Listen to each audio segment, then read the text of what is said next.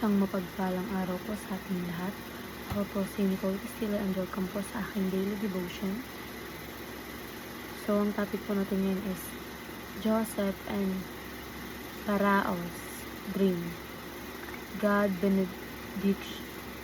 benediction. For a long time, Joseph waited in prison. He had helped others, but they forgot him. They turned into months and months into years. It may have felt like God was silent, but God was not absent. At the exact right time, Pharaoh had a dream that no one could explain. When Joseph was remembered, God used that the moment to lift Joseph from prison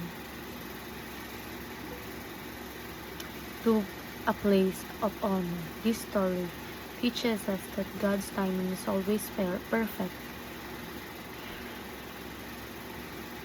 God prepares His people quietly before His nose. He purpose clearly. Joseph's rise was not luck or skills alone. It was God keeping His promise. So ayon sa Genesis chapter 40 verse 23, the chief cupbearer, however, did not remember Joseph. He forgot him. So, ito pong ating katuruan. God remembers the forgotten.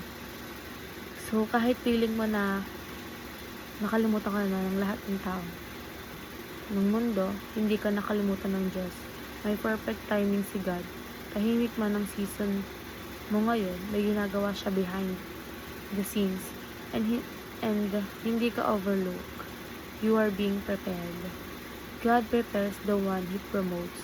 So bago ka iangat ni God, ihahanda ko muna niya minsan yung paghirap, delay o training season. Yun pala ang process para kayanin mo ang next level.